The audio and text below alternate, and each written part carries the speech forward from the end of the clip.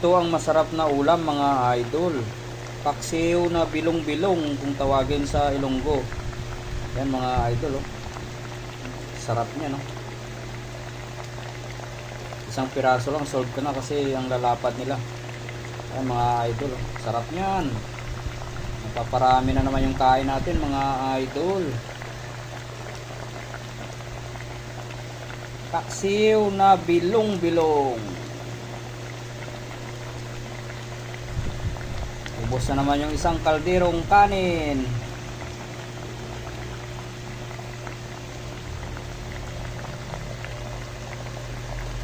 Malapit na maluto mga idol.